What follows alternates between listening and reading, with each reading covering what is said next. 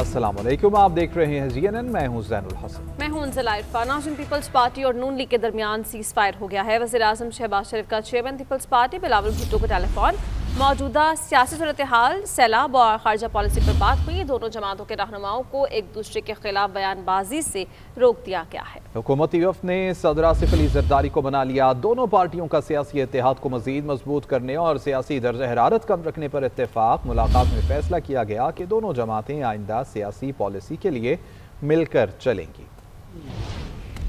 हुकूमती वफ्द की सदर मुमलिकत से मुलाकात में अहम पेशरफ्त। पीपल्स पार्टी और मुस्लिम लीग नून बयानबाजी रोकने पर रजामंद हो गई। हुकूमती वफ्द की नवाब शाह में सदर मुमलिकत आसिफ अली जरदारी से मुलाकात हुई, जिसमें मुस्लिम लीग नून के रहनुमा सरदार अयाज सादिक, इसहाक डार जबकि वजीर दाखिला मोहसिन नकवी भी शरीक हुए। मुलाकात में दोनों जमातों के दरमियान अफहाम और तफहीम के साथ मामला तय पाने पर इत्तेफाक हुआ। कहा गया कि किसी भी बड़े इशू पर बात करने से पहले एक दूसरे का मौक़िफ सुना जाएगा। ज़राए के मुताबिक कशीदगी कम कराने में इसहाक डार ने अहम किरदार अदा किया। वजीर आज़म शहबाज शरीफ ने भी पीपल्स पार्टी के तहफ़्फ़ुज़ात दूर करने की हिदायत की थी। उधर chairman People's Party Bilawal Bhutto Zardari ने 18 अक्टूबर को सेंट्रल एग्जीक्यूटिव कमेटी का इजलास तलब कर लिया। बिलावल हाउस कराची में CEC इजलास में मुल्की सियासत से मुतालिक अहम फैसले किए जाएंगे।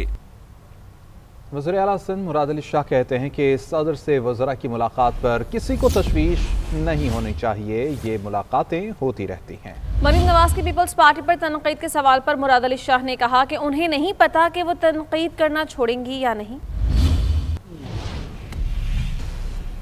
आके मिलते हैं, कोई परेशानी है उसमें, कोई हैरत की बात तो नहीं होनी चाहिए। सर, इस माहौल में मिले क्या मतलब भी है सर? बहुत गर्म माहौल है सिंध और पंजाब के। मैं फिर आपसे वही कह रहा हूँ, अगर मिले हैं तो किसी वजह से ही मिलते हैं ना, ऐसे तो नहीं सदर मुमलिकत से मिलने आते हैं। तो वो जब भी मुलाकात होती है उसकी कोई वजह अभी भी वो हमले करेंगी। सिंध के अंदर कच्चे के इलाके डूबे, उसके अलावा बंद सारे महफूज रहे और फ्लड की वो सिचुएशन नहीं बनी जो अल्लाह न करे जो 2022 में हमारे साथ बनी थी। तो उस हिसाब से जो भी नुकसान होगा हम उसकी डिटेल्स देंगे। राना सनाउल्लाह का PP और नून लीग के तनाज़े पर बड़ा दावा। सहाफ़ियों से गुफ्तगू करते हुए बोले कि थोड़ी बहुत बयानात में तल्खी आई थी, मगर मामलात बड़ों ने बैठ कर हल कर दिए हैं। पाकिस्तान पीपल्स पार्टी और नून लीग के दरमियान अब तल्खी के कोई मामलात बाकी नहीं रहे। कोई मामला नहीं है, ये तो थोड़ा बहुत बयानों में कुछ थोड़ा तल्खी आई थी, तो मामला जो है वो बड़ों ने बैठ के उसको रिजॉल्व कर दिया। कोई मामला बाकी नहीं। और बार PTI बुशरा बीबी के खिलाफ तोशाखाना 2 केस की अदालत जेल में समाअत हुई है। मुलजिमान की जानिब से 342 के सवालात के जवाबात अदालत में दाखिल करवा दिए गए हैं। मुलजिमान ने अपने दिफा में कोई गवाह या डॉक्यूमेंटेड शहादत पेश करने से इनकार कर दिया।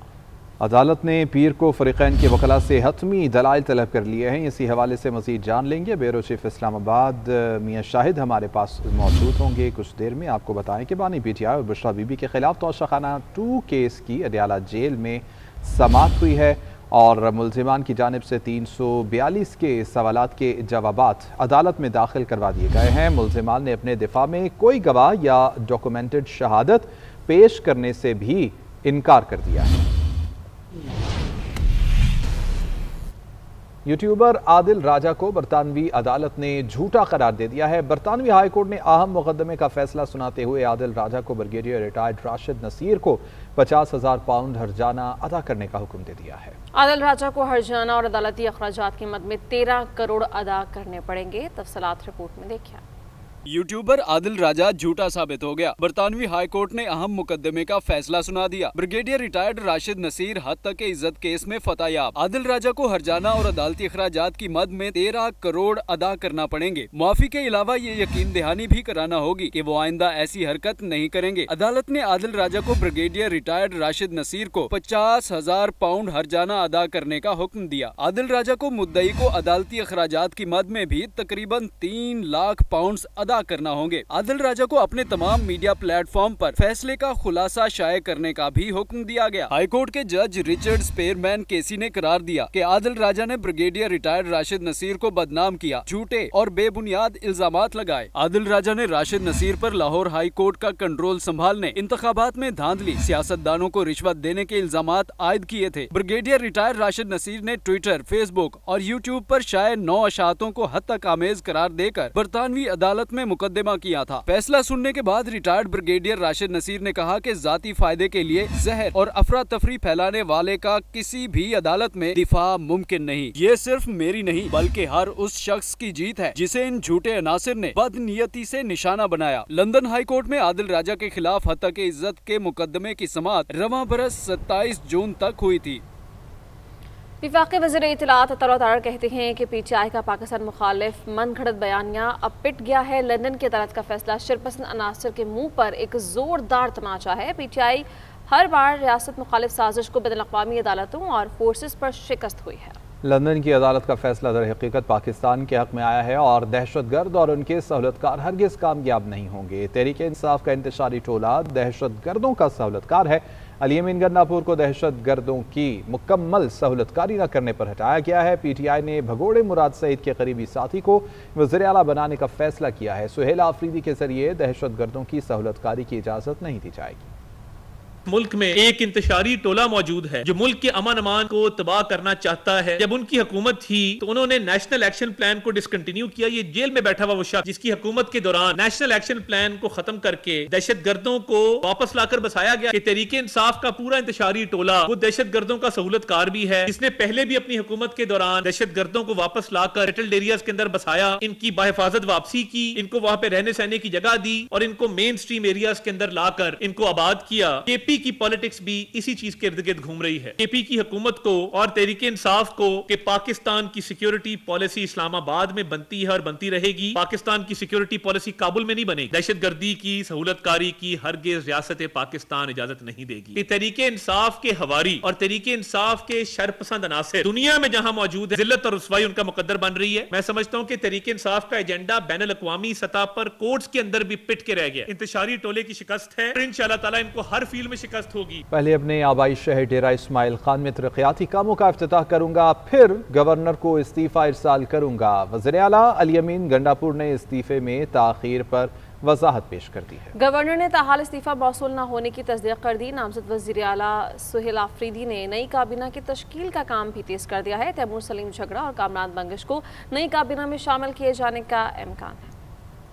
अली अमीन गंडापुर का 16 घंटे बाद भी इस्तीफा गवर्नर तक ना पहुंच सका। पहले आबाई हल्के में तरक्याती मंसूबों का इफ्तिताह करूंगा, फिर मुस्ताफी हो जाऊंगा। वजीर आला KP ने वाजे कर दिया। काबीना में कौन कौन वजीर बनेगा, नामजद वजीर आला ने नामों की तलाश तेज कर दी। वजीर आला अली अमीन गंडापुर का गवर्नर को इस्तीफा मौसूल न होने की वजूहात सामने आ गयी। DI खान में तरक्याती मंसूबों के इफ्तिताह के बाद वजीर आला अली अमीन का इस्तीफा गवर्नर को पेश किया जाएगा। वजीर आला अली अमीन आज अशाइये के बाद गवर्नर को इस्तीफा अरसाल करेंगे। गुज़श्ता रोज उन्होंने ख्वाहिश का इजहार किया था कि DI खान में कुछ तरक्याती मंसूबों का इफ्तिताह करना चाहता हूं, उसके बाद इस्तीफा गवर्नर को भेज दूंगा। सूबाई वज़रा ने वज़ीर आला को मशवरा दिया कि जाने से पहले अच्छा होगा तमाम अरकान असेंबली के साथ एक आखिरी मुलाकात कर लें। वज़रा के असरार पर अली अमीन गंडापुर ने आज अशाइया रख दिया। उधर नए नामजद वज़ीर आला खैबर पख्तूनख्वा सुहेल आफरीदी की काबीना की तश्कील का मरहला भी शुरू हो गया। पार्टी के अंदर लॉबिंग तेज हो गयी। नई काबीना में साबिक अदवार के वुज़रा तैमूर सलीम झगड़ा और कामरान बंगश को भी शामिल किए जाने का इम्कान है। गवर्नर खैबर पख्तूनख्वा फैसल करीम कुंडी ने वज़ीर आला अली अमीन गंडापुर का इस्तीफा मौसूल न होने की तस्दीक कर दी। खैबर पख्तूनख्वा के वज़ीर आला की कुर्सी के लिए अपोजिशन जमातें भी मुतहरिक हो गई हैं। अपोजिशन लीडर डॉक्टर इबादुल्लाह ने गवर्नर फैसल करीम कुंडी से हंगामी मुलाकात की। गवर्नर खैबर पख्तूनख्वा ने कहा कि अपोजिशन और हुकूमत में 20 नंबर्स का फर्क है। PTI के खैबर पख्तूनख्वा में ग्रुप्स बने हैं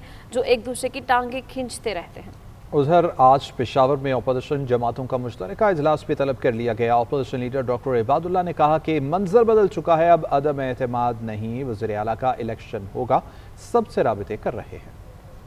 खैबर पख्तूनख्वा में सियासी भूचाल, हिज़्ब इख्तलाफ ने भी वज़ारत आला की कुर्सी पर नजरें गाड़ ली। वज़ीर आला के मुस्ताफी होने पर कायदे हिज़्ब इख्तलाफ डॉक्टर इबादुल्लाह हंगामी तौर पर पेशावर पहुंचे और गवर्नर फैसल करीम कुंडी से मुलाकात की। मुलाकात में मुतादिद सियासी और आईनी उमूर पर मुशावरत की गई। अपोजिशन अरकान असेंबली को भी फौरी पेशावर बुला लिया गया। अपोजिशन लीडर डॉक्टर इबादुल्लाह ने GNN से बात करते हुए बताया कि मंजर बदल गया, अब अदम एतमाद नहीं, वज़ीर आला का इलेक्शन होगा, सबसे राब्ते कर रहे हैं। आज इजलास में अहम मुशावरत होगी। पाकिस्तान की सियासत में सब कुछ मुमकिन है। 5 अपोजिशन पार्टी है असेंबली में, तो सबको मैंने इनवाइट किया है आज सबके साथ डिस्कशन होगी और अब तो सिनारियो चेंज ही हो गई। अब तो आदमी एतमाद नहीं है, तो सीएम का इलेक्शन होगा तो इसमें अभी अपोजिशन का जो नंबर है वो 53 है, 92 तो सपोर्टिंग पीटीआई है वही नंबर है, लेकिन वो सारे हैं इंडिपेंडेंट। गवर्नर फैसल करीम कुंडी ने कहा कि अपोजिशन और हुकूमत में 20 नंबर्स का फर्क है। पीटीआई के खैबर पख्तूनख्वा में ग्रुप बने हैं जो एक दूसरे की टांगे खींचते हैं। पीटीआई में हलफ न लिए बगैर एतबार नहीं किया जा सकता। गवर्नर केपी ने मजीद कहा कि अली अमीन गंडापुर दहशतगर्दी, लाकानूनियत, करप्शन का तोहफा नए वज़ीर आला को देकर जा रहे हैं।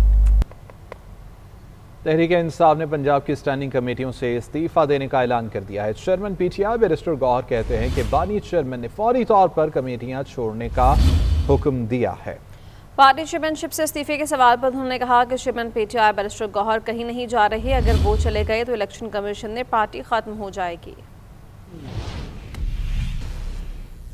का कोई इशू नहीं है, ये वो लोग कर रहे हैं जो चाहते हैं हमारे पास सर्टिफिकेट न मिले। मैं इस वक्त चेयरमैन हूँ, चेयरमैन इनफैक्ट खान साहब ही है, लेकिन मैं चेयरमैन हूँ। हमारा केस इलेक्शन कमीशन के सामने सब जुडिस है, हमारा केस हाई कोर्ट के सामने सब जुडिस है। अगर आज मैं इवन रिज़ाइन भी करूँ तो हमारी पार्टी विदाउट हेड हो जाएगी और हमारी पार्टी मुकम्मल ख़त्म हो जाएगी सुप्रीम कोर्ट के ऑर्डर के मुताबिक। खान साहब ने पंजाब के लिए भी हिदायत इशू की है कि वहाँ भी हमारी पार्टी स्टैंडिंग कमेटी के चेयरमैनशिप और मेंबरशिप से रिज़ाइन करेंगे, जिस तरीके से हमने कौमी असम्बली और सेनेट से रिज़ाइन किया हुआ है।